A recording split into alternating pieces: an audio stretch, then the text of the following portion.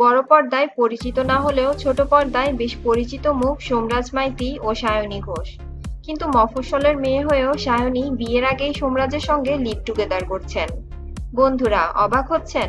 অবাক হওয়ার মতো কিছুই নেই, কারণ এটি বাস্তবে নয়। চলো লেটস স্লিপ ছবিতে দুজনকে এমন চরিত্রে অভিনয় করতে দেখা যাবে। টলিগঞ্জের পরিচালক অভিজিৎ গুহ ও সুদেশা রায়ের নতুন ছবি এটি। বিয়ের আগে লিভ ইনের ভাবনা নিয়ে নির্মিত ছবিটিতে সোমরাজ ও সায়নী অভিনয় করছেন। ছবিটির প্রসঙ্গে পরিচালক সুদেশা বললেন, 2017 সালে কলকাতা তো কিছুটা হলেও এমনটা দেখতে অভ্যস্ত।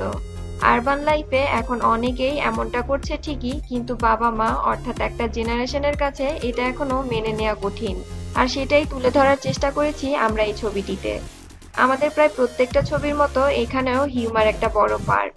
এছাড়াও কন্যা সন্তান যে সমাজে এখনো অবাঞ্ছিত সেটাও তুলে ধরা হয়েছে চলো লেটস স্লিপ ছবিতে। আর এই ছবিতে অর্জুনের ভূমিকায় অভিনয় করছেন ছোট পর্দার সোমরাজ মাইতি। এটাই তার ডেবিউ ফিল্ম। সোমরাজের কথায় সিনেমাটি নিয়ে আমি খুব এক্সাইটেড।